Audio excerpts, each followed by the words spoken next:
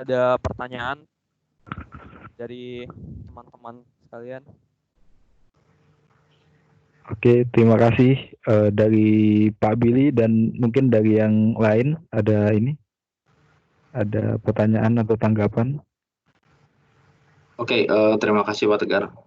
Saya singkat aja Pak Tegar. Saya kira menarik ya ini yang gamification-nya ya. Workout dapat koin, keluar ngutang koin gitu-gitu.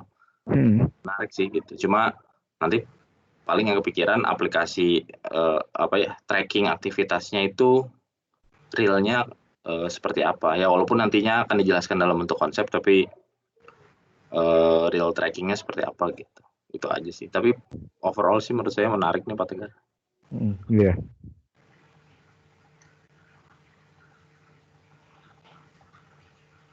Oke, ya setuju sih dengan Pak Billy tadi, model untuk detection-nya apakah nanti dia hanya self-reported, maksudnya dia yang ngisi, atau memang dari aplikasi tersebut ada alat bantu, misalkan location detection dengan GPS atau alat bantu lainnya. Terutama yang agak sulit kan untuk alat bantu minum kan, alat bantu minum air. Nah, bagaimana misalnya alat bantu teknologi atau tools itu bisa membantu yang tadi men-tracking, atau ini hanya ya udah hanya checklistnya aja, misalkan dibuat self reported ketika si usernya udah minum dia checklist kayak gini, atau seperti apa. Sama yang kedua, untuk poinnya apakah ini cukup visible dalam arti siapa yang nanti dalam tanda kutip, kalau ini poin kan akan dikonversikan menjadi barang ya. Misalkan kalau ini direalisasikan secara teknis, siapa yang menanggung pembiayaannya nanti, misalkan kayak gitu. Untuk apakah dari tim ini, bagaimana masa konsep dari tim ini, itu aja sih. Ya, untuk yang pertanyaan pertama, jadi kalau yang untuk minum air sama yang workout itu usernya akan checklist sendiri. Tapi untuk yang tracking lokasi itu akan pakai alat bantu GPS-nya. GPS dari HP-nya itu sendiri. Mau nambahin juga, kalau misalkan yang minum air, itu kan di interface-nya itu ada kayak grafik-grafik gitu kan. Jadi setelah kita minum satu air, emang self-tracking sih. Jadi setelah kita minum satu gelas air, kita akan ngeklik sekali sampai 8 kali kalau misalkan kita melakukan 8 kali minum air. Kayak gitu sih Pak. Kalau yang workout juga kayak gitu. Setelah kita melakukan satu gerakan, berarti kita akan nge-self-tracking sendiri. Model ya self-reported ya modelnya? Iya, self-reported sendiri.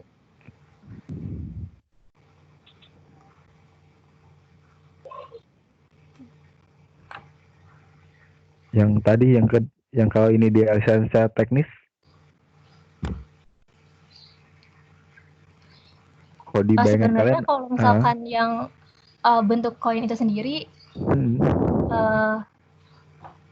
jadi kita tuh ngebayanginnya kita bakal kayak kerjasama kayak lembaga kita bisa, atau kayak sekolah relawan kayak gitu sih Pak. Tapi untuk kayak donasinya itu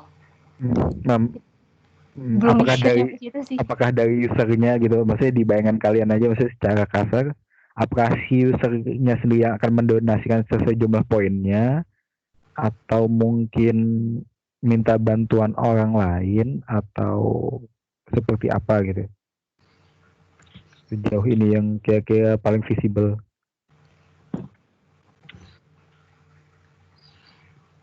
Itu menarik sih, maksudnya secara konsep menarik sih. Cuman yang tadi kan, kalau seandainya ini bisa direalisasikan secara teknis gitu kan, ya tadi kan tujuannya kan dua kan, bisa pertama ningkatin si internalnya, maksudnya kesehatannya, yang kedua kan sebagai tadi untuk sosial kan. Nah, cuman kira-kira seperti apa yang menurut kalian paling visible gitu? Apakah tadi semakin banyak si orangnya tersebut kasih poin, dia sendiri yang nyumbangin, atau melalui bantuan orang lain gitu, yang meng-exchange si poinnya itu dengan donasi gitu, atau gimana gitu kalau konsep dari kalian? Mungkin mikirnya kalau misalkan ini kayak ide dari kita aja sih Pak. Kalau misalkan kita bekerja sama dengan Kita Bisa, jadi kayak ada platform kayak akun di Kita Bisa sendiri yang berasal dari aplikasi ini. Jadi secara nggak langsung kita bisa berdonasi juga sih.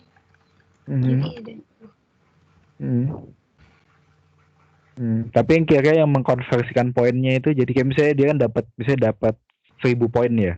Nah 1000 poin ini yang mengkonversikan menjadi barang itu dan akan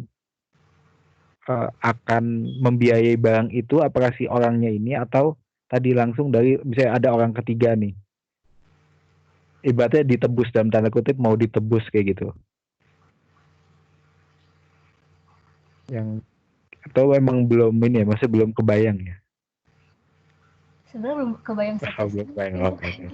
Udah nanti di ini aja sih, di update aja maksudnya nanti. Iya Pak, oke Pak. Oke. Pak Tegar, saya izin ada tambahan sedikit Pak Tegar. Iya. Tadi kan dari kelompoknya hampir semuanya self-reported ya.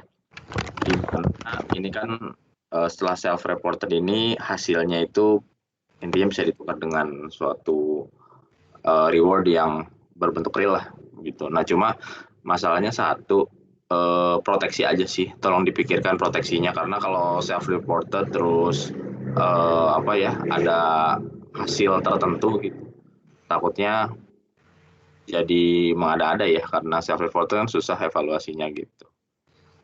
Jadi ya misalkan belum minum karena sistemnya poin, dan poin ini nantinya misalkan ya jadi ada rewardnya gitu, kan bisa aja isi-isi sendiri gitu misalnya, atau belum selesai tapi udah isi. Nah itu aja sih pertimbangannya seperti apa gitu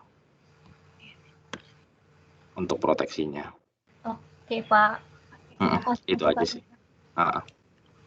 Itu aja mungkin Pak Tegar kalau dari saya. Iya. Atau dari teman-teman yang lain mungkin ada mau ngasih masukan atau mau komenin yang punya kelompok ini?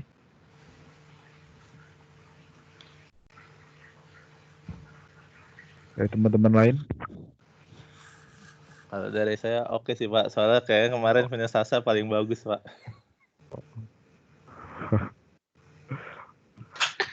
Ini komen ya, Riz, bukan muji, komen. Apa Riz yang mau didiskusin?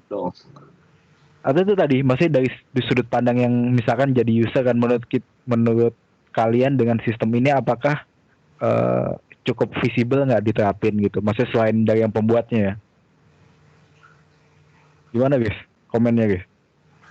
Kalau saya tentang itu sih Pak, kayak yang tadi dibilang tentang self-reportnya sih Pak. Cuman kalau soal self-report kan berarti dia harus ada yang engage dia supaya dia mau ngisi itu secara rutin gitu sih Pak. Cuman menurut saya cuman di situnya dong sih Pak. Jadi harus nge-boost tentang apa yang dia dapat ketika dia rajin-rajin ngisi itu. Itu kan tadi tentang bagaimana dia jadi nyalurin bantuan gitu kan Pak. Cuma kalau nyalurin bantuan kan secara benefit untuk orang yang langsung belum kerasa gitu sih Pak. Jadi pengen tadi cuman mikirnya kayak benefit langsung yang dia rasa yang dia terima ketika dia rajin-rajin buka aplikasi ini supaya dia mau itu aja sih Pak saya. Oke. Mungkin tadi ya yang di story-nya ya. Di story-nya kan tadi kan belum ada tadi kan di story-nya bagiannya adalah cuman dari sisi kesehatannya, sementara sisi sosialnya belum banyak dieksplor ya. Nah itu mungkin bisa menjadi salah satu yang engaging sih. Jadi maksudnya ketika kita melakukan aktivitas ini, itu tadi kita juga bisa membantu atau menjadi dalam tanda kutip social heroes. Nah social heroes dalam konteks COVID ini itu bisa ditambahin sih. Jadi mungkin orang akan lebih engage mengenai dia dapat membantu secara sosial kan. Terlepas tadi di teknisnya, apakah dari ketika poin ini dikonversikan, apakah dari orang tersebut murni yang berkontribusi atau ada dari orang lain misalnya yang menginstance poinnya dia atau seperti apa. Tapi mungkin di story ini nanti dimasukin aja sih bahwa dia dapat membantu secara sosial, membantu secara kemanusiaan dari COVID ini sih. Gitu mungkin. Jadi mungkinnya itu tadi si nyambung yang tadi bisa lebih mengengage orang bahwa ketika dia melakukan ini bukan hanya untuk dirinya sendiri tapi juga untuk membantu orang lain secara sosial. Oh iya Pak. Oke Pak. Kan di situ. Yang lain mungkin ada komen lagi mengenai ini?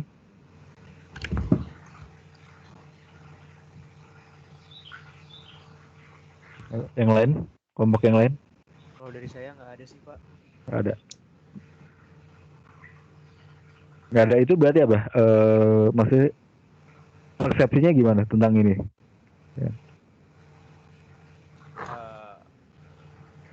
Bukan Sama komentar, ya. persepsi aja. Persepsi gimana? Maaf Pak, maksudnya persepsi gimana? Maksudnya kalau seandainya kita jadi calon user, menurut kita ini aplikasi ini kita bakal gunain atau enggak sih?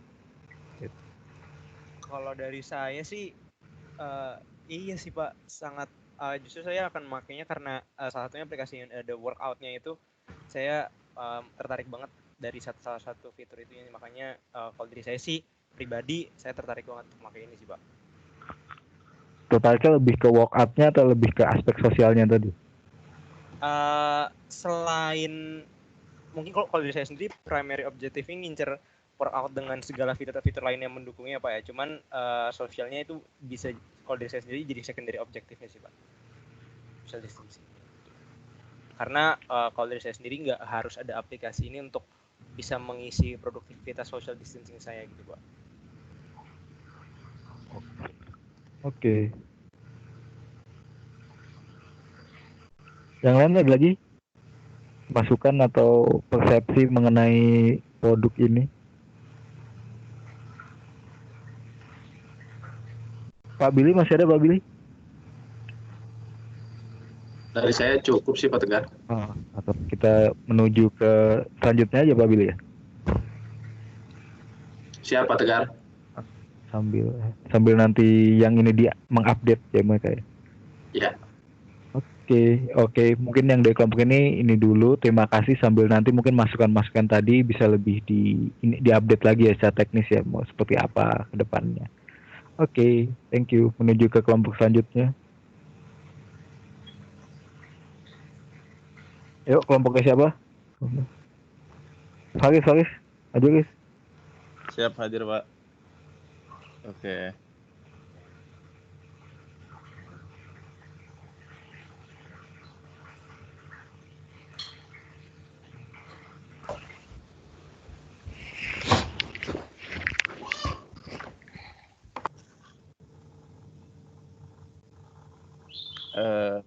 Udah muncul belum Pak? Udah muncul. Oh iya. Oke. Sudah. Siap. Assalamualaikum warahmatullahi wabarakatuh. Selamat pagi Bapak Billy dan Pak Tegar dan teman-teman semua. Waalaikumsalam warahmatullahi wabarakatuh. Jadi untuk kali ini kelompok saya Ari, Vape dan Alvin itu milih tema yang untuk healthy life habits untuk tetap di rumah gitu. Jadi outline-nya ini kurang lebih kelompok saya berempat, dan jadi aplikasi Vape yang buka Vape. Oke. Assalamualaikum warahmatullahi wabarakatuh. Selamat pagi teman-teman Pak Billy dan Pak Tegar. Jadi kelompok kami berikan nama itu CCTV Apps aplikasinya. Itu kepanjangannya Combating Coronavirus Through Virtual Reality. Nah, apps ini bertujuan untuk membantu orang.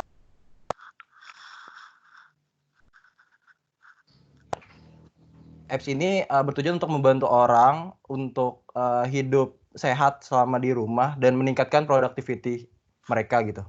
Nah, apps ini meng-create value antara lain itu bisa sharing, terus real time competing, dia contohnya tuh sport competition. Jadi kita sebenarnya benchmark dari yang udah ada. Jadi itu ada kayak sport competition buat triathlon. Jadi dia tuh menggunakan VR dan itu beneran real time. Nanti juaranya itu mendapatkan hadiah untuk didonasikan seperti itu. Nah, kita juga menggunakan mode adjusting ketika pertama kali menggunakan apps. Jadi nanti orang yang menggunakan dia bisa adjust mood dia tuh lagi kayak gimana, misalkan senang, sedih, atau lagi males kayak gitu. Next. Nah, berikut model canvas dari CCTV apps. Mungkin nanti penjelasannya akan ada di slide-slide selanjutnya. Next.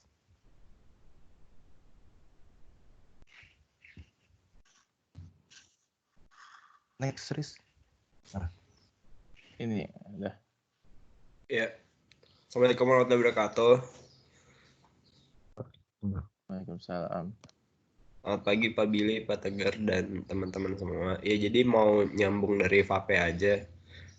Untuk model kanvasnya, aspek yang pertama kan ada produk atau service platformnya kan. Jadi platformnya kita itu kita bikin di mobile apps dengan beberapa produk. Jadi yang pertama itu ada, yang paling utama adalah mood matrix ya. Jadi dia digunain di awal untuk menentukan kegiatan-kegiatan setelahnya. Kemudian produk-produk setelahnya adalah ada beberapa list activity yang akan kita lakukan sesuai dengan moodnya. Kemudian dia itu terintegrasi dengan beberapa macam media, contohnya seperti music untuk playlist background-nya. Kemudian dia terintegrasi dengan weather forecast untuk menentukan kegiatan kalau di outdoor-nya, dan juga untuk temperatur ruangan kalau kegiatannya di indoor. Kemudian dia juga terhubung dengan sosial media untuk video sharing. Kemudian yang terakhir adalah summary dashboard. Summary dashboard ini sebenarnya semacam kesimpulan dari keseluruhan kegiatannya dia selama 1 bulan yang dipertimbangkan untuk dibikin rewardnya. Kemudian untuk prosesnya lebih lanjutnya ada di slide selanjutnya.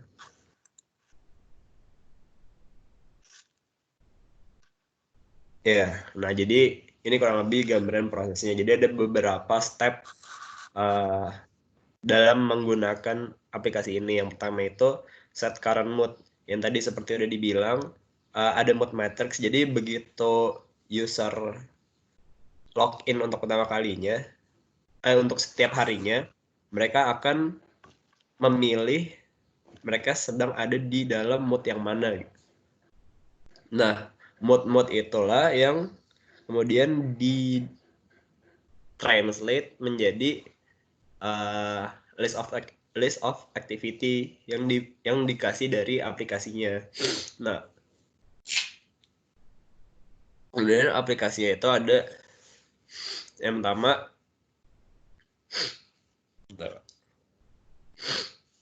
jadi aplikasinya itu ada yang indoor, ada yang outdoor, tergantung misalnya moodnya dia adalah lagi sedang sedih atau lagi sedang malas gitu. Nah, jadi dia hanya akan dikasih aktivitas seperti membaca buku dan lain-lain gitu. Sedangkan kalau moodnya dia sedang high spirit atau sedang bersemangat, dia lebih memungkinkan untuk diberikan aktivitas seperti lari-lari kecil atau menyiram tanaman dan lain-lain.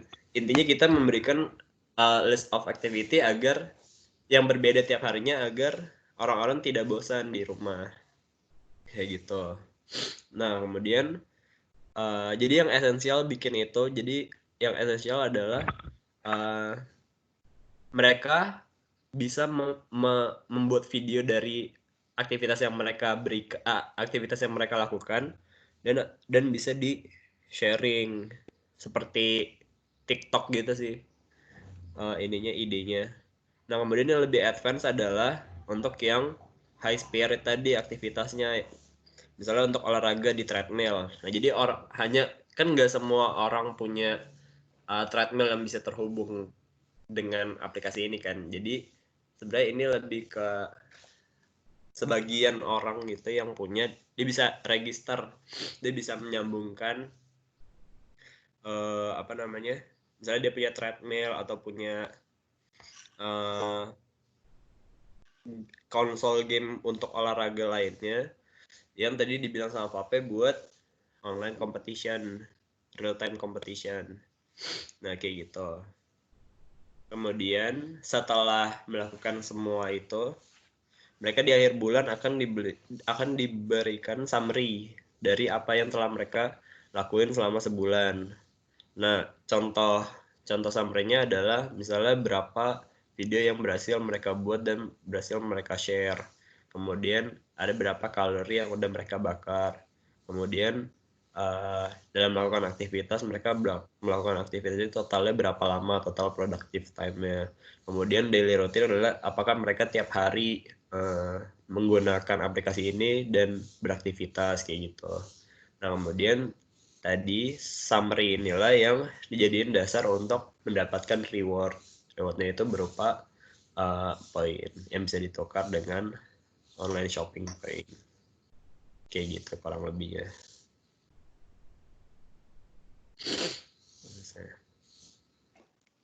Ya, thanks. Nah, jadi untuk dari people sendiri, jadi sebenarnya kita mentargetkan untuk pengguna di rumah. Jadi yang pengguna di rumah itu dia lebih cenderung untuk cari aktivitas untuk menjaga produktivitasnya gitu. Karena ketika orang di rumah, orang cenderung untuk nggak melakukan sesuatu yang produktif dan berakhir pada untuk doing lazy things, doing nothing. Nah, jadi ketika corona ini menghambat orang-orang untuk keluar dan membatasi kegiatan mereka, aplikasi ini bakal ngasih rekomendasi aktivitas tadi berdasarkan mood yang dijelaskan sebelumnya, dan real time competition itu sebagai stimulasi lah untuk mereka melakukan kegiatan produktif. Nah, ketika mereka melakukan itu, feedbacknya adalah mereka akan mendapatkan poin dari hasil summary tiap bulan tadi. Sebenarnya yang di sini dikonsepkan masih awal adalah mereka dapat meredeem poin itu sebagai reward untuk food voucher sejauh ini gitu. Nah, kemudian kami key partnership-nya itu dengan beberapa restoran, delivery service, dan mungkin pengembangan bisnisnya ke service-service lain gitu.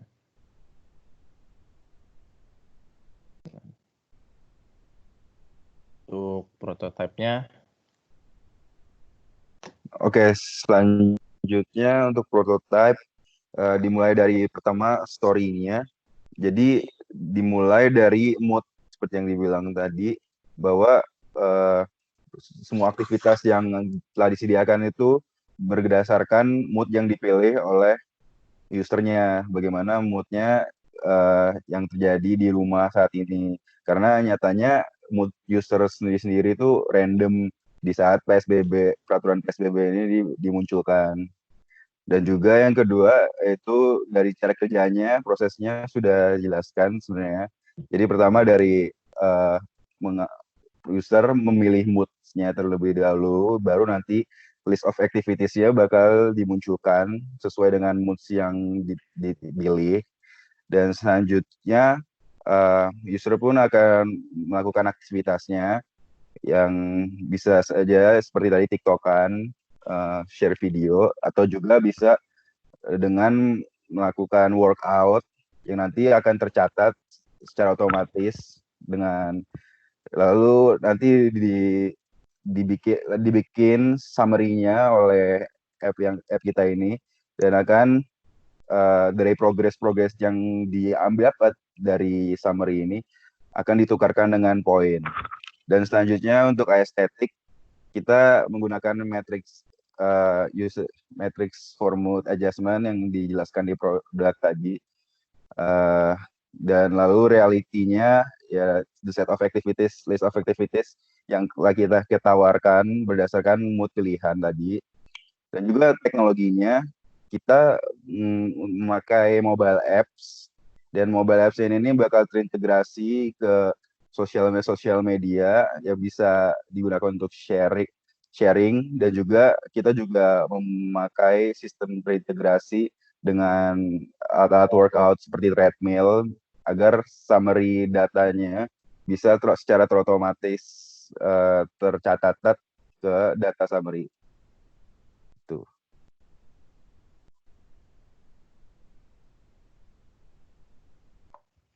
Oke, lanjut ke polisinya. Di Indonesia udah ada beberapa PP yang menyebutkan dari pemerintah pusat maupun daerah, dia udah ada beberapa daerah yang menetapkan PSBB itu pembatasan berskala besar gitu, pembatasan sosial berskala besar. Contohnya itu Jakarta, Bogor, Depok, Bekasi.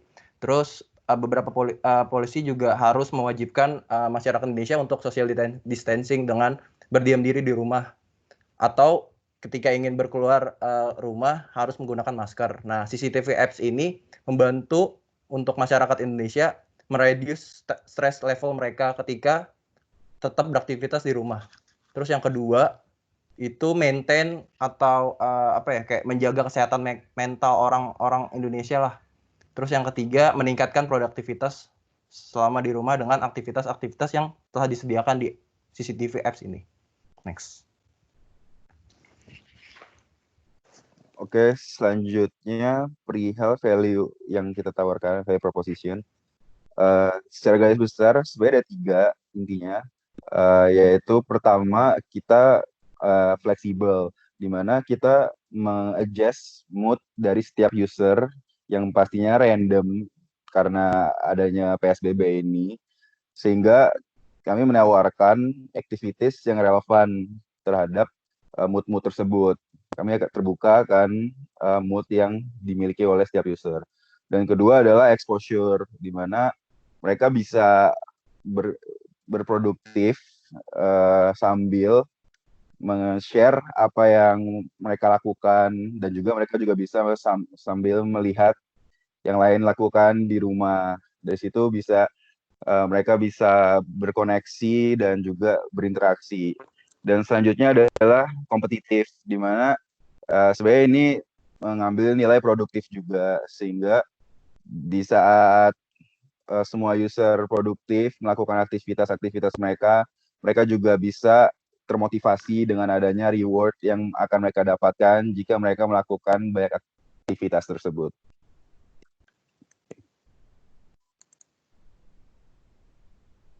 Jadi untuk apps-nya sendiri sebenarnya belum buat jadi sematang mock-up-nya yang di kelompok sebelumnya. Jadi kita ambil sketching dari apa yang mau kita integrasiin. Jadi ketika yang pertama dia milih mood, kemudian dia akan kayak bisa sharing kegiatan seperti masak ataupun real time competition. Kemudian dia di akhir akan keluar berupa summary, dan dia akan mendapatkan poin sebagai sesuatu yang akan dia dapatkan sebagai rewardnya. Jadi itu dari kelompok kami. Terima kasih dan silakan untuk diperbaiki teman-teman dan Bapak Pilih dan Pak Tegar. Terima kasih.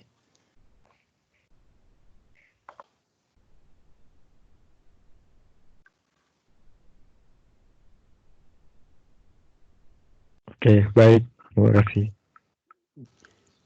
Dari Pak Billy mungkin ada yang mau dikomenin? Oke, saya coba klarifikasi dulu. Yang pertama, coba balik lagi ke gamification-nya, Riz. Yang slide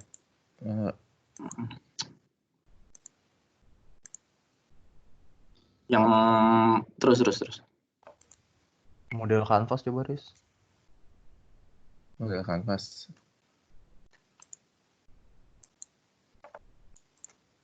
Ini kayaknya kalau di share-nya itu dibuat F5 ya, kayaknya si penonton itu bisa mindahin slide sendiri, jadi supaya mudah juga buat kalian. Dan kita sebagai penonton bisa navigasi sendiri kalau nggak salah ya. Nggak tahu bisa atau nggak nih. Bisa sih. Bisa ya, Pak Tegar ya? Bisa. Take control bisa. Request control. Oke. Oke.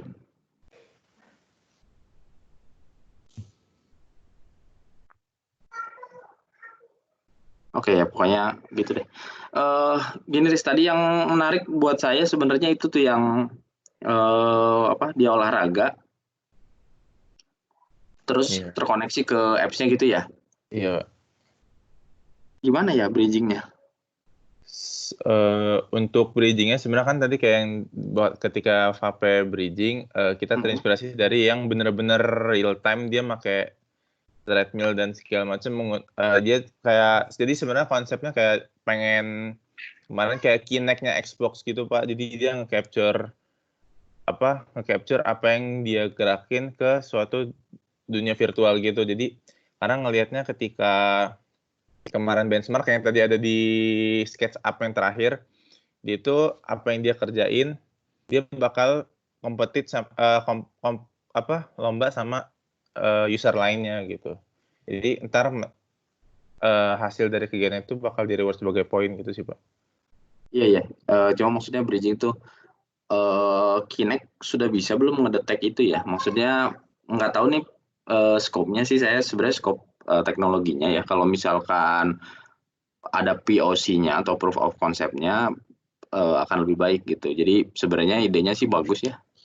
Gitu, cuma nanti ngedeteknya beneran seperti apa gitu. Apakah Kinect bisa mengcover itu gitu, ataukah ada apa semacam treadmill yang bisa connect ke ke aplikasi gitu ya. Coba dicari. Jadi kalau kemarin sebenarnya kita coba brainstorming juga terkait ini. Jadi sebenarnya kemarin pilihannya ada yang memang kita mikir apakah emang ini treadmill atau segala halnya itu bisa diintegrasin ke apps-nya melalui teknologi gitu-gitu yang tadi seperti Bapak bilang, atau sempat juga kepikiran kayak ya dia kayak filter Instagram yang dia nge-capture movement aja gitu. Cuman untuk teknologi ke bawahnya seperti yang Bapak bilang kayaknya belum keturunin gitu sih Pak. Kemarin baru sekedar mikirnya dua itu, jadi kayak filter Instagram pun kan kayak konsep filter Instagram dia bisa capture movement dan diintegrasin ke kamera gitu sih Pak kemarin mikir. Atau yang memang tadi treadmill, kita coba treadmill itu sih Pak. Ya udah. Maksudnya sebenarnya nggak boleh tanggapin sih.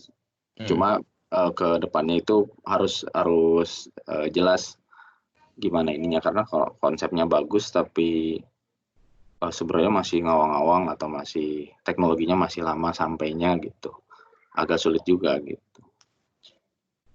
Daripada memaksakan konsep yang memang bagus tapi ngawang-ngawang, sementara realnya di lapangan seperti apa gitu, coba diadaptasi dulu sih. Tapi ya oke sih, secara umum oke. Itu aja sih, cuma bridgingnya aja dari alat ke si ponselnya yang jelas gitu, yang beneran seperti apa gitu realnya. Itu aja sih. Itu aja mungkin Pak Tegar dari saya. Oke, siap. Terima kasih Pak Billy.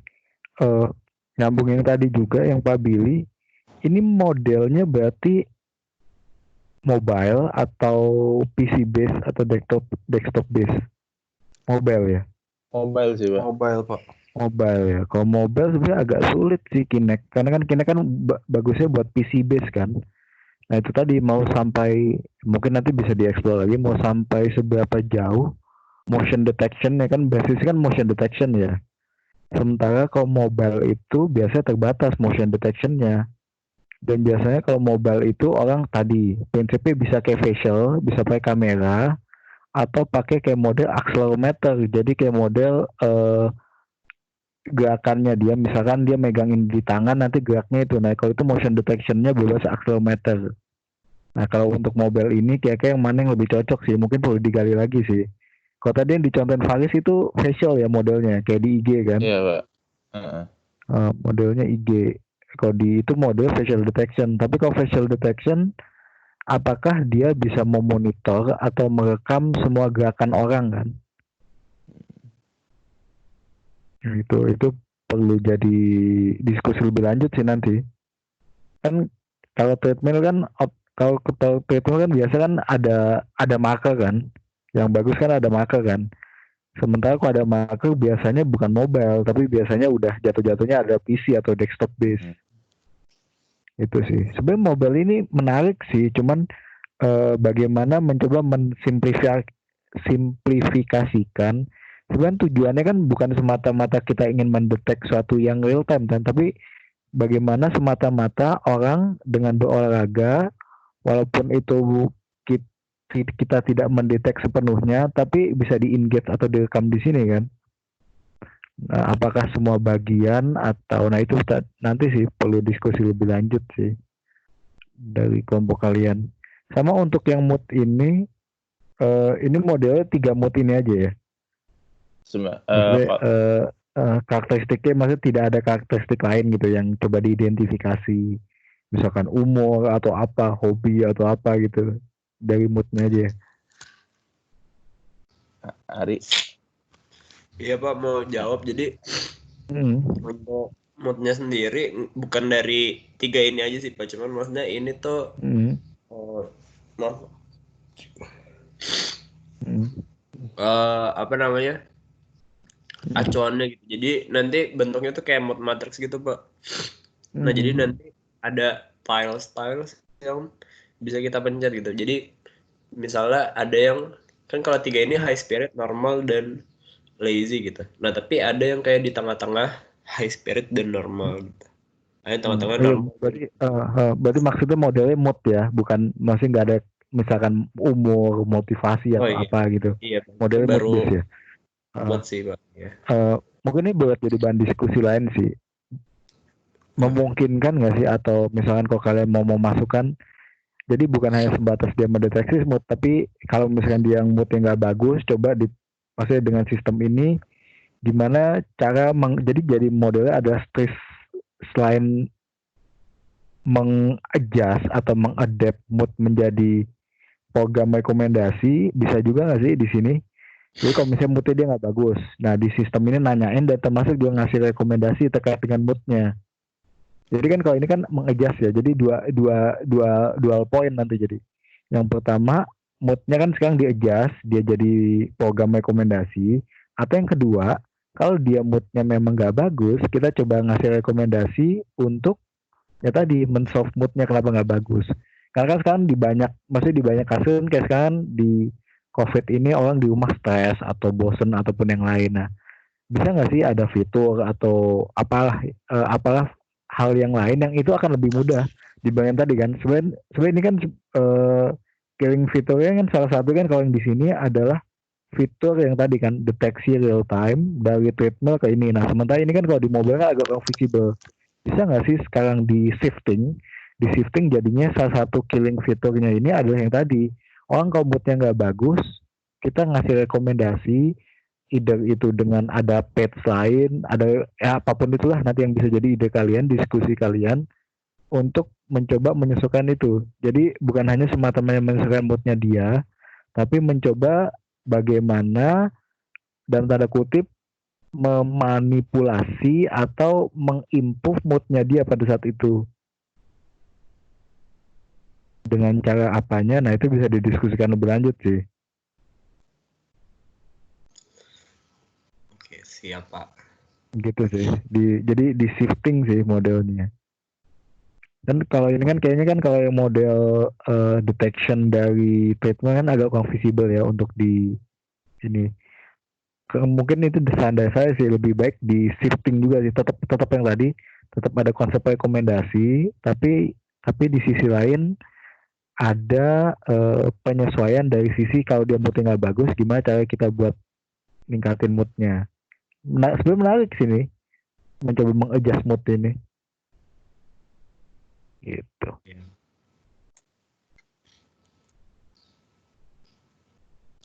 Gitu sih untuk moodnya.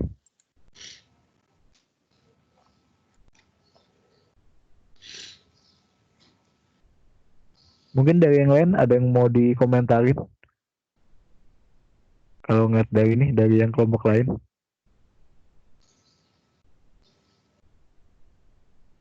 Dari kelompok lain, dari sisi misalkan calon user yang akan menggunakan aplikasi ini nantinya seandainya dalam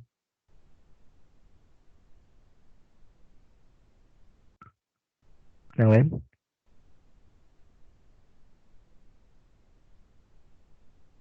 Yang dari kelompok tadi, yang kelompok yang sebelum maju, kelompoknya siapa? Sasa, Sonia ini ada yang mau dikomentarin?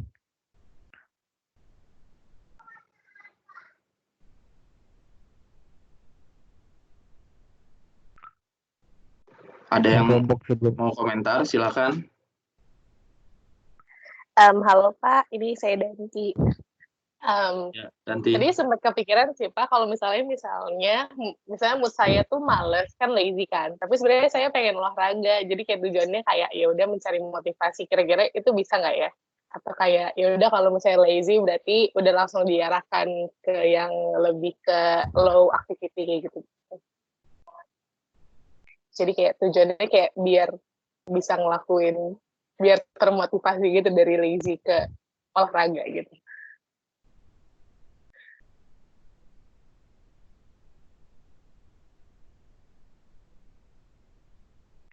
Ada yang mau jawab itu kelompoknya?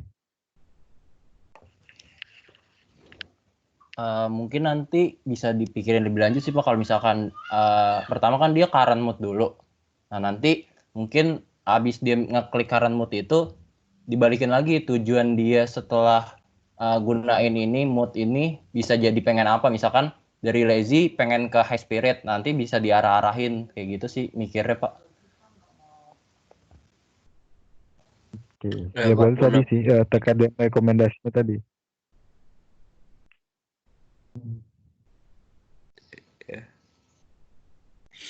DSB.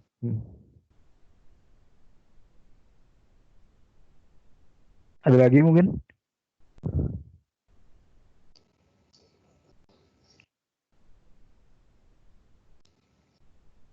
Dari yang lain, ada lagi pertanyaan atau yang mau didiskusikan? Dari yang kelompok sebelumnya?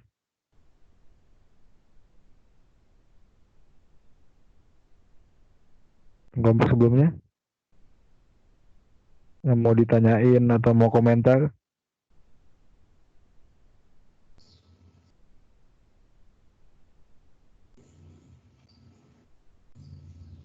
Silakan yang lain.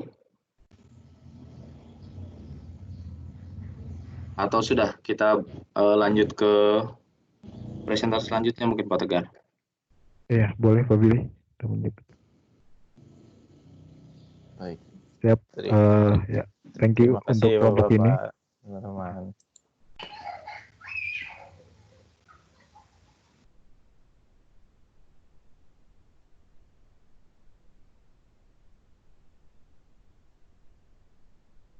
Yang berikutnya, ini bisa langsung di-share PPT-nya. Oke Pak, sebentar saya buka dulu file. Oke Pak.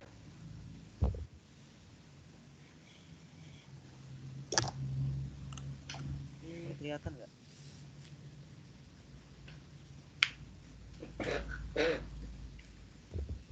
Halo?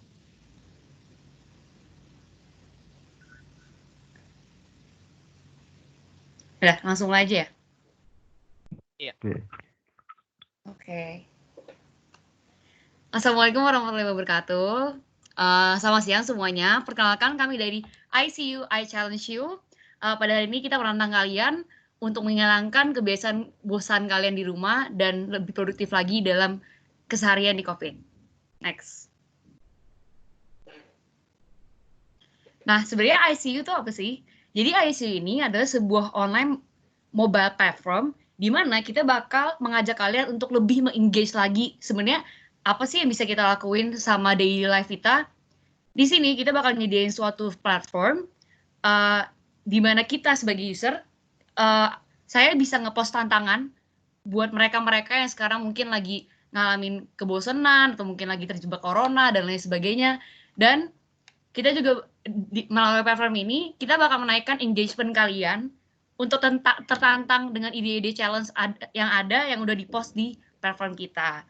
Dan harapannya ini bisa jadi suatu kegiatan yang produktif yang bisa mewarnai hari-hari yang begitu bosan dan juga bisa mewarnai hari-hari yang nggak produktif agar lebih produktif lagi. Next.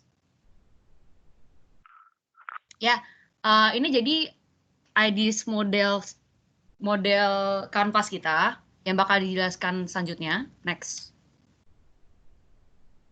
Oke, untuk yang pertama ada dari segi people-nya. Nah, di sini kita sendiri untuk dari segi people ini kita di sini bisa dijelaskan sebenarnya permasalahan apa sih yang terjadi dan kurang lebih target pasar kita siapa-siapa aja gitu.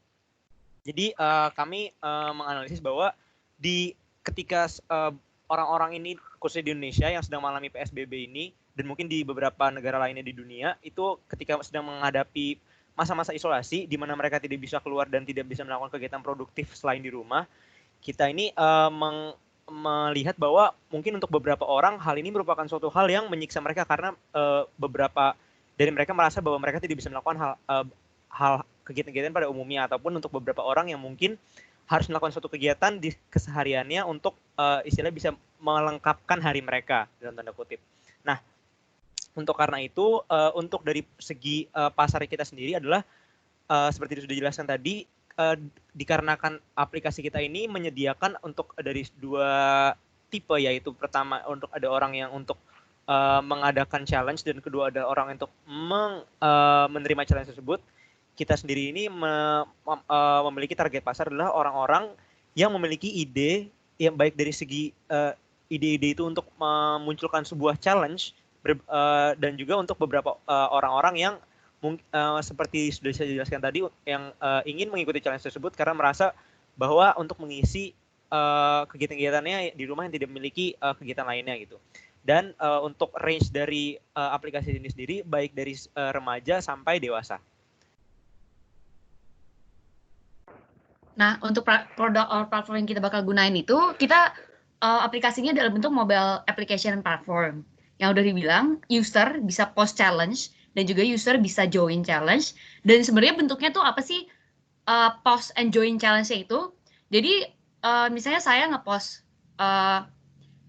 untuk 5 days workout. Nah, sebentar saya bisa post video tentang saya 5 days workout dan gimana cara orang join ke challenge kita, dia join dan mereka ngepost juga dan ada bukti nyatanya kalau misalnya mereka emang ikut itu dan dia juga dapat exposure gitu loh. Jadi kesannya kayak orang-orang juga bisa ngeliat, oh ternyata teman gue ikutan juga, gue ikutan juga kali ya. Terus habisnya ada rekomendasi nih, wah seru nih kayaknya ikutan challenge kayak gini. Nah ini jadi sebenarnya kita tuh pengen naikin banget dari segi engagementnya mereka, terutama mereka-mereka yang udah males, nggak produktif, keseharian di rumah, kerjanya duduk, dan kena AC mulu, dan lain sebagainya. Nah,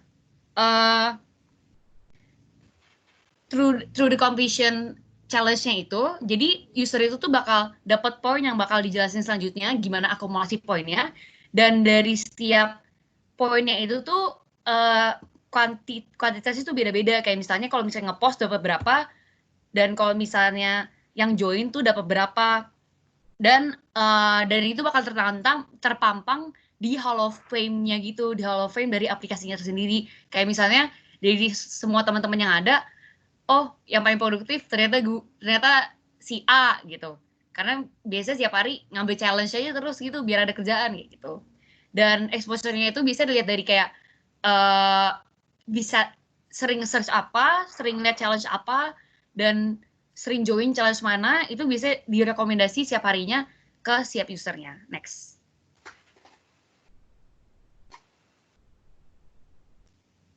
Kemudian ini untuk proses dari ICU itu sendiri, karena ini merupakan mobile platform, application platform, maka kita akan dimulai pertama dengan sign up. Jadi user itu bisa meng-sign up diri mereka sendiri ke aplikasi ini dengan mengisi identitas dan profilnya. Kemudian user bisa memilih apakah dia pengen mempunyai ide atau mereka ingin join challenge. Nah, untuk poinnya kemudian seperti yang dikatakan juga, kalau misalnya mereka membuat ide atau ngejoin challenge, mereka akan mendapatkan poin. Nah, sistem poin itu bagaimana? Jadi, poin ini kebagi menjadi dua. Ada yang disebut dengan creator, yaitu orang yang membuat challenge, dan ada yang disebut dengan challenger, orang yang ikut challenge itu sendiri. Nah, ketika challenger, orang yang ikut challenge oleh creator, poin itu akan didapatkan oleh kedua creator dan challenger itu sendiri. Untuk satu ide challenge akan total 10 poin, untuk satu join challenge akan bertotal 5 poin, dan untuk satu partisipan di creator challenge akan bertotal 1 poin. Nah, kemudian poin ini akan bergabung di dalam satu namanya itu experience point. Nah, kemudian experience point ini digunakan untuk meningkatkan levelnya. Nah, level ini sendiri untuk apa? Jadi level ini digunakan untuk menentukan ranking, di mana ranking ini akan mendefinisikan, memposisikan posisi user di dalam challenge itu sendiri. Jadi ranking itu berdasarkan dari teman, daerah, dan juga dari seluruh dunia. Seperti itu. Next. Oke, lanjut dari sisi aspek policy atau kebijakan dari pemerintah di sini, kita bisa melihat bahwa di masa-masa isolasi ini atau bisa di Indonesia disebut PSBB, itu khusus di Jakarta terdapat peraturan yang mengatur terkait isolasi ini dan diatur di Peraturan Gubernur atau Pergub DKI Jakarta nomor 33 tahun 2020. Nah, ini berisi tentang pelaksanaan pembatasan sosial berskala besar dalam penanganan COVID-19 di provinsi daerah DKI Jakarta. Nah, dikarenakan policy ini yang menyebabkan kita harus stay di rumah dan untuk maka dari dikarenakan oleh adanya peraturan gubernur ini itu menyebabkan orang-orang yang tadinya biasa melakukan aktivitas keseharian itu merasa bahwa hidupnya atau hari-hari itu tidak lengkap ketika dia tidak melakukan sesuatu hal. Makanya dikarenakan policy ini itu sangat mendukung untuk aplikasi ini untuk sangat melejit dan khususnya bisa mempenetrasi target pasar yang kita inginkan di awalnya, yaitu untuk orang-orang yang merasa memiliki ide-ide brilian untuk membuat challenge, sedangkan untuk orang-orang yang memiliki waktu untuk melakukan dan juga orang yang merasa ingin melakukan sesuatu dengan cara melakukan challenge tersebut. Next. Nah, sebenarnya proposition apa sih yang pengen kita tawarin ke user kita? Nah, yang pertama adalah higher engagement. Ini higher engagement adalah kita pengen nge-trigger intrinsic motivation. Yang dimaksud dengan intrinsic motivation itu apa sih? Sebenarnya motivasi itu bisa dibagi jadi dua kalau misalnya dari berdasarkan beberapa jurnal yang kita baca. Intrinsic motivation itu adalah sebuah motivasi yang timbul karena ada sense of enjoyment or excitement dan competitiveness. Dari sini kita pengen trigger dari segi competitiveness-nya, dan kita juga menawarkan sebuah extrinsic motivation, yaitu dalam berupa reward yang dikategoriin berdasarkan yang bisa dibilang salah satu faktor yang sangat berpengaruh terhadap motivasi user untuk menggunakan suatu platform. Nah, kalau yang kedua itu adalah kita bertujuan untuk menambah sebuah added value dari daily routine user-user kita. Kebanyakan dari sini kan kalau misalnya lagi COVID ataupun lagi di rumah, oke, tidur, makan, mandi, sikat gigi, tidur lagi, kayak gitu.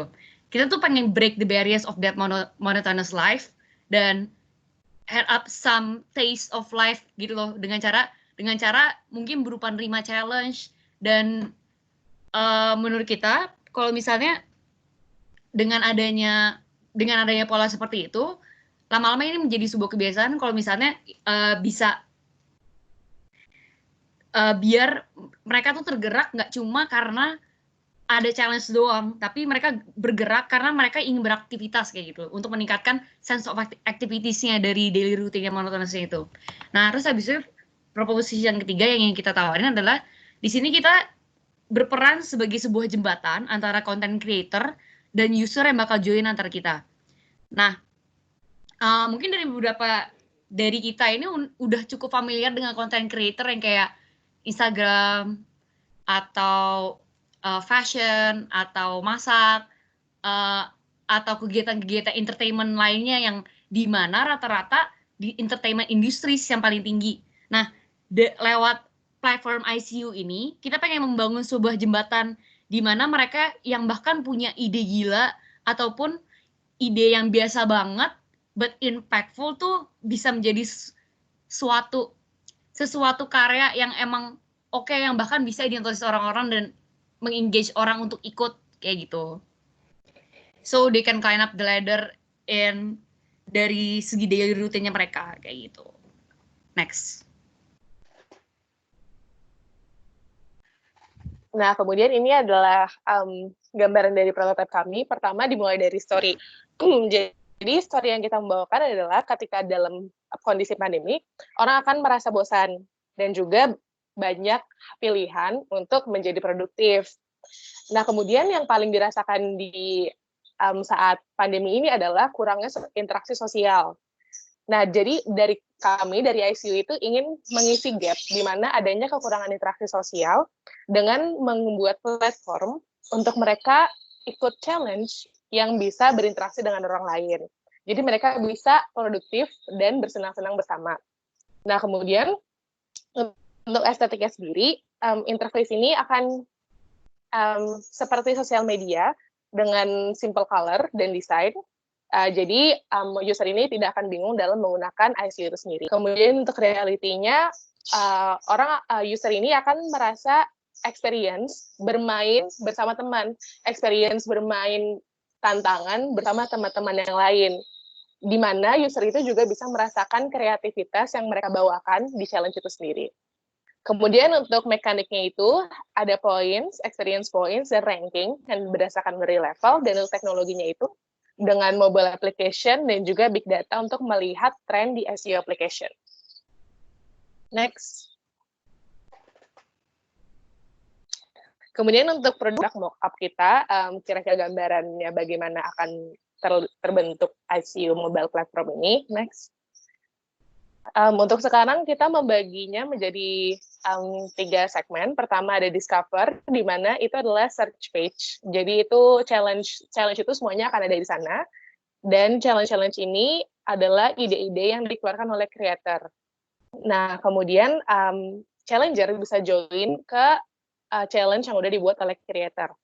Kemudian yang kedua ada user profile, di mana user profile ini nantinya akan terbentuk menjadi 2 section. Pertama, creator atau challenge yang mereka udah buat, dan juga challenge yang mereka ikutin. Kemudian dari kedua section tersebut akan ada points yang udah mereka achieve, kayak gitu.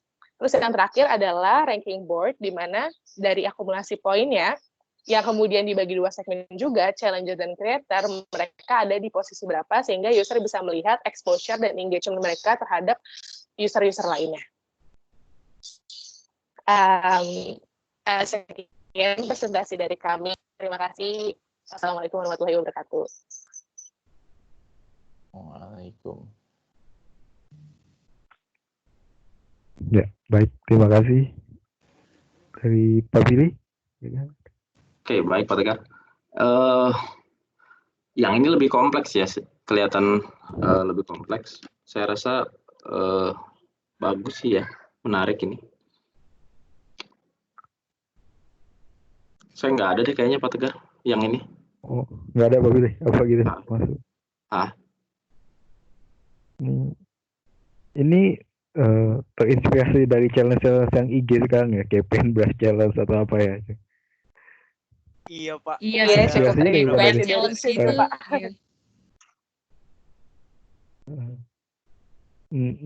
Nah ini tadi cara ngelihat dia ikut challenge atau enggak, maksudnya secara realnya gimana rencananya? Apakah untuk yang si challengernya?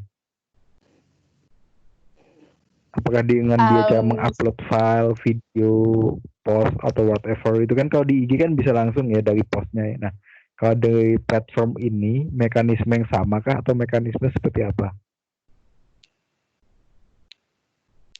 Oke, kalau misalnya dari platform kita sendiri Pak, kita kebayangnya sih lebih ke misalnya kan tadi kan ada yang discover tuh ada beberapa challenge ya dari search page, jadi challenge yang dibuat oleh kreator-kreator itu sendiri.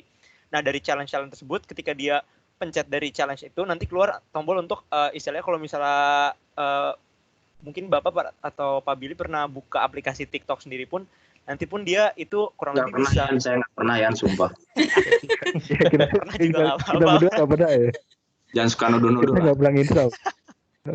Jadi ketika nanti kita kalau pencet challenge itu sendiri nanti keluar untuk kita bisa ngepost untuk upload video itu sendiri Pak. Jadi langsung bisa join untuk mungkin kurang lebih mirip fitur seperti Instagram.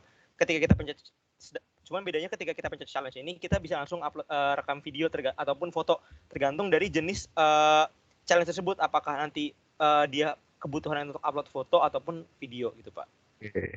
Berarti di situ ya di upload filenya ya tergantung dari si usernya. Iya betul. Nah rencana ini bebas masih limited. Juga, Pak. Maaf Pak, kemudian juga yang pengen kita tekankan di sini adalah origin idenya Pak. Jadi kan kalau misalnya kayak challenge di Instagram, kita tuh nggak tahu sebenarnya ngebuat ide awalnya itu siapa. Jadi yang kita pengen bawa di sini juga adalah ketika creator membuat challenge, ide itu akan melekat di creator itu karena ide itu lumayan sulit dicarikan Pak. Jadi kayak kita tuh ingin membawa value of orang itu membuat ide seperti itu Pak. Nah itu dari ide maksudnya apakah ini untuk semua, maksudnya all around of the themes atau memang perlu ada pengkategorisasian gitu dalam ide-ide ini atau dalam challenge ini kan?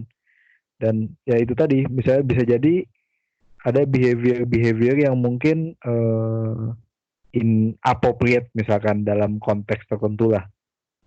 Mereka men-challenge ide-ide yang mungkin menurut mereka that's cool, cuman dalam kondisi normal itu bisa jadi inappropriate kan gitu. Nah, apakah ada sistem pengkategorisasian di sini atau enggak di bayangan kalian itu? Atau memang yang mau diarahkan ada ide-ide yang tanda kutip good and positive behavior. Nah tergantung bagaimana kriterianya gitu. Dari si nggak tahu di bayangan kalian gimana rencananya? Atau emang udah all around aja semuanya masuk? Sebenarnya kalau misalnya kemarin kita juga sempat bahas soal ini Pak tentang terms and policy-nya.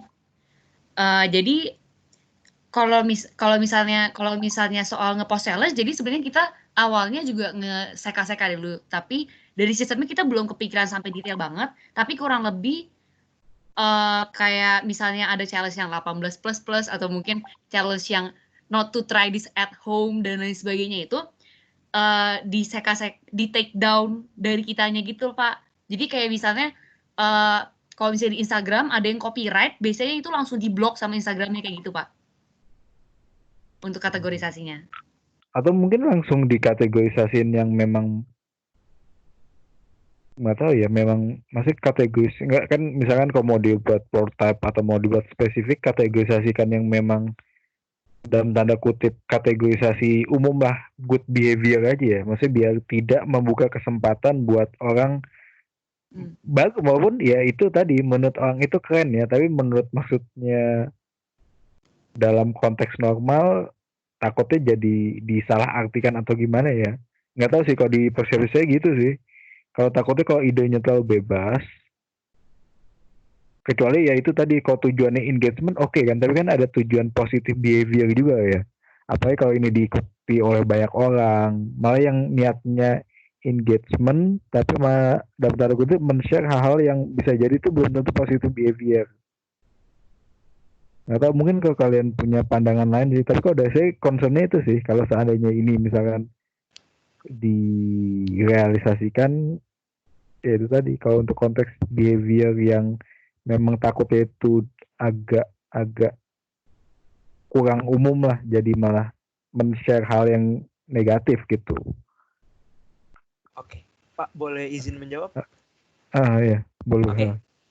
Jadi mungkin kalau dari kami sendiri mungkin kebayangnya dari awal itu sendiri kita ada beberapa kategori Pak, mungkin seperti yang mungkin yang basic dulu ya, seperti kayak ada olahraga ataupun ada tentang health, misalnya kayak sebuah dokter atau misalnya orang mahasiswa kedokteran dia mempost challenge di mana kayak mungkin challenge itu sendiri mungkin beberapa fakta-fakta yang mungkin kita awalnya kita nggak ketahui gitu Pak. Jadi misalnya misal gosok gigi dengan cara berapa kali di geraham, berapa kali di depan, berapa kali di seperti itulah kurang lebih.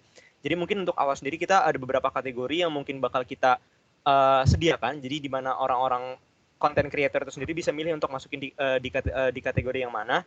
Namun seiringnya berjalannya waktu mungkin nanti kan di kategori sendiri kan pasti ada yang dari kita sendiri kebayangnya ada yang ada kategori others ya Pak ya. Nah itu sendiri nanti bisa di-detect lewat big data sehingga bisa muncul kira-kira kita bisa ngenambahin gitu Pak, kurang lebih kategori barunya itu untuk apa-apanya aja gitu seiring berjalannya waktu. Seperti itu mungkin sih Pak. Iya. Nah, makanya ini sebenarnya menarik ya, cuman ya itu tadi menarik nih, cuman bagaimana men-shifting atau men-engage-nya lebih ke arah positive behavior kan. Takutnya kalau memang agak terlalu bebas jadi itu tadi kan. Ada orang yang menggunakan challenge tapi memang purpose-nya ya itu tadi kurang baik lah gitu kan. Kan model di IG kan banyak kayak gitu kan. Challenge yang dalam tanda kutip sebenarnya ini nggak ada faedahnya kan. Cuman ya udah orang tetap banyak ngikutin kan gitu. Iya Pak. Harapannya di sini versi dalam tanda kutip versi good-nya dari tantangan yang ada di IG kan. Harapannya gitu sebenarnya. Bagaimana mengencourage positive behavior tetapi dengan menekan sisi engagement dan memang mendorong orang ini tadi kan, tujuannya ini bisa menjadi daily routine kan sebenarnya.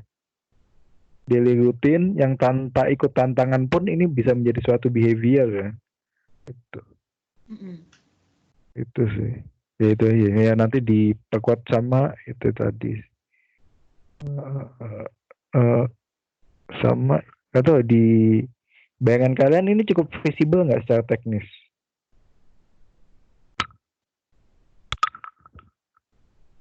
Secara teknis ini akan cukup visible nggak kalau menurut kalian? Secara teknis dari bayangan kita sih cukup visible sih Pak. Paling kita butuh lebih detailing lagi karena masih mungkin ada beberapa yang masih kosong gitu. Iya betul. Iya. Oke. Dari kelompok lain mungkin ada yang mau mengomentari atau yang persepsinya gimana sebagai misalnya calon user? Ini untuk teenager atau untuk semua umur ya? Tadi kan Kalau teenage kan di awal kan? Atau untuk semua umur sampai maksudnya? dewasa Pak. Dewasa itu sampai batas sebenarnya nggak ada 30-an batasnya. kah atau? Bukan nggak ada batas sih Pak, cuman kita lebih mungkin target yang bakal mayoritas bakal pakai target kurang usernya lebih siapa? sampai 30 sampai 40 tahun tuh masih bisa Pak. Karena menyesuaikan dengan kayak konten-konten yang ada sendiri pun kalau misalnya dari kita kan tidak menutup, justru lebih nge-engage lebih baik ketika challenge-challenge itu kan lebih informatif dan kurang tidak menutup kemungkinan bahwa orang-orang dewasa yang mungkin udah profesional dalam keahlian seperti mungkin olahragawan atau dokter sendiri itu pun untuk bisa ikutan sebagai content creator, sehingga mungkin kalau dari kami sampai umur 50, 40, 50 masih cukup banyak sih Pak untuk memakai gitu. Dari segi pun yang ikut men-challenge sendiri pun mungkin lebih banyak kita targetinnya remaja karena kurang lebih mereka yang memiliki banyak waktu luang di masa-masa isolasi ini gitu Pak. Oke. Dari kelompok lain mungkin mau komen, kelompoknya Faris, komen guys, sama kelompoknya sebelumnya, kelompoknya siapa? Sasa. Halo.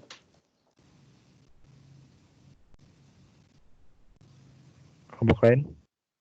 Iya Pak, mungkin saya coba ini sedikit Pak. Jadi mungkin ini benar-benar pangsa pasar sih remaja Pak. Jadi menurut saya kan visible ini. Jadi tapi mungkin pertanyaan saya lebih ke standar perbedaan tiap challenge gitu Pak. Apakah ketika ada challenge yang sangat sulit dan challenge yang sangat gampang, point in return itu bakal sama atau ada levelnya gitu sih Pak?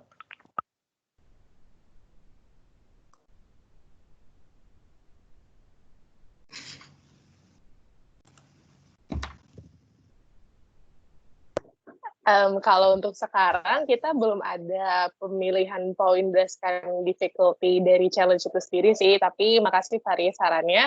Mungkin kita bakal coba nggak bawa itu, kayak misalnya seberapa sulit challenge itu sendiri dan lain-lainnya.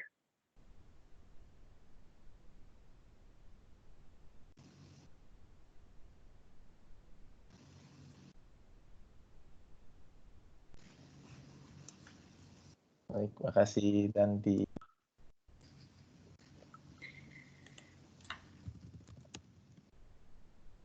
Iya, sama-sama Faris.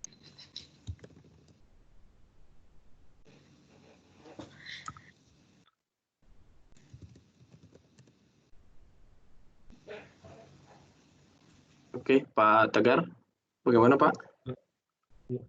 Dari kelompok lainnya atau ada pertanyaan lagi? Iya, halo Pak. Saya mau ngasih saran aja sih Pak sebenarnya. Sebenarnya ini berhubungan sama tadi yang pernyataan Bang Tegar juga. Kalau buat masalah safety-nya buat level challenge-nya sih. Jadi kayak kan di luar sana juga udah banyak beberapa challenge yang notabene-nya tuh membahayakan gitu. Bahkan ada yang menyebabkan beberapa kematian. Nah, mungkin di safety-nya ini bisa diperketat lagi jenis-jenis challenge-nya, takutnya nanti membahayakan atau kayak gimana sih kayak gitu. Makasih. Oke, baik Vape.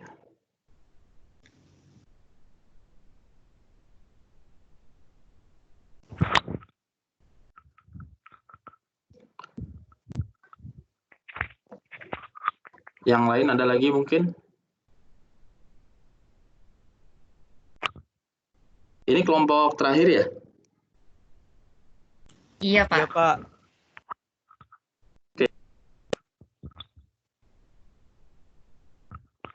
Ya, ini agak putus-putus. Yang lain ada lagi? Atau Saya sudah? aman, Pak. Aman. Pak Tegar bagaimana Pak? Ya, itu udah nggak ada lagi ya. Pak Billy masih ada tambahan? Saya cukup sih sepertinya Pak Tegar. Ya. Ya. Untuk Berarti udah 3 final kelompok ya? project nanti dikabarkannya melalui Mas mungkin ya Pak Tegar ya? Ininya ya, peraturannya ya, pengumumannya.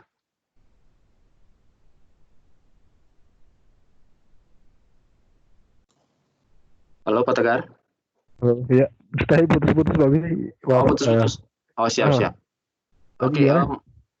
mungkin untuk peraturan ini pengumpulan tugas besarnya dan kegiatan untuk pekan-pekan selanjutnya nanti akan kita update di Mas mungkin ya Pak Tegar ya.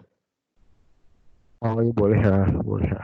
Ya, supaya tidak ada yang terlewat ya. Nanti akan kita buat semacam slide atau Word file untuk petunjuk tugasnya mungkin ya Pak Tegar. Iya. Baik, untuk yang lain, Siapa? masih ada yang ingin ditanyakan terkait nanti proyeknya atau nanti saja menunggu petunjuknya kami upload? Mungkin setelah ada arahan dulu sih Pak, biar nanti ke pertanyaannya ke gambar Pak. Oke, baik. Pak Tegar, ada materi yang ingin disampaikan lagi mungkin Pak Tegar? Ya, itu sih tadi makanya mungkin masing-masing kelompok tadi mengupdate juga ya mengenai tadi progress of work-nya. Nah, tadi kan yang belum banyak kelihatan kan seandainya ini mau dibuat semacam prototype tertentu, aspek-aspek apa yang mau dimasukkan duluan kan? Tadi nyambung yang kayak Pak Billy bilang, kalau dari konsep bagus kan, tapi untuk proof-nya sendiri masih belum. Mungkin bagian mana duluan sini yang visible, kalau orang bisa testing gitu. Jadi lebih ke situ sih. Kan karena kan mungkin bisa jadi kan tidak semua fitur dimasukkan ya, cuman ada 1-2 yang bisa ibaratnya di testing dulu, di prototype-nya dulu dengan limited sampel yang ada.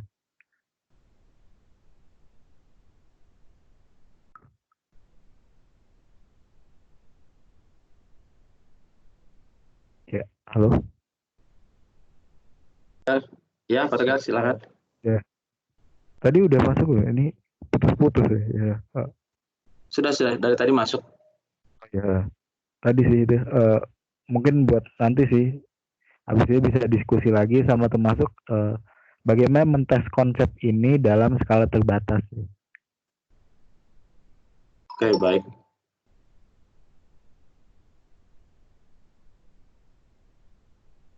Aja ya Pak Billy ya. Siap, Pak Tegar.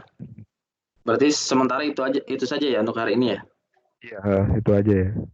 Oke. Mungkin kalau mau diskusi lagi, ya? diskusi kelompoknya lagi mungkin internal aja ya, internal kelompoknya mereka. Oke, baik. Berarti nanti jika ada yang asistensi langsung ke Pak Tegar di luar kelas tidak masalah ya Pak Tegar? Ya, boleh ya nanti. Oke, silakan. Berarti untuk Anda yang mengikuti kuliah ini nanti silahkan kontak langsung ke Pak Tegar untuk asistensi begitu ya. Oke, mungkin sekian dulu ya Pak Tegar dari kita. Ya, siap. Oke, jika tidak ada pertanyaan lanjutan, terima kasih atas perhatiannya. Pekan depan kita akan selang dulu materinya dengan usability testing. Ada materi dari Bu Maya. Kemudian setelah itu kita masuk ke pekan pengerjaan untuk tugas akhir begitu mungkin. Oke, terima kasih atas perhatiannya. Selamat siang. Assalamualaikum warahmatullahi wabarakatuh. Terima kasih Pak Tegar. Ya, terima kasih. Terima kasih, Pak. Terima kasih semua. Terima kasih, Pak. Terima kasih, Pak. Terima kasih, Pak.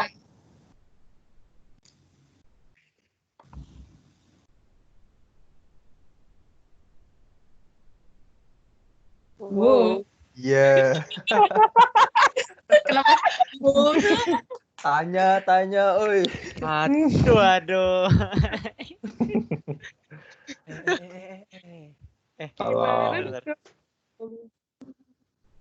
Tolong. Tolong. Kita tuh suruh bikin aplikasi nih. Iya, makanya hancur banget Apaan? deh anjing kalau iya. Draftnya. Enggak. Mau bikin anjing. Udah. Riz, kayaknya nggak usah jadi dah tuh Riz yang real time. Iya, kayaknya gampang aja kayak Rian Kayaknya sederhana. gampang-gampang aja dah. Rian gampang banget anjing. Sederhana tapi dikompleksin, Pe. Setuju gue. Terima kasih semuanya. Dadah. Dadah. Terima kasih guys. Goodbye.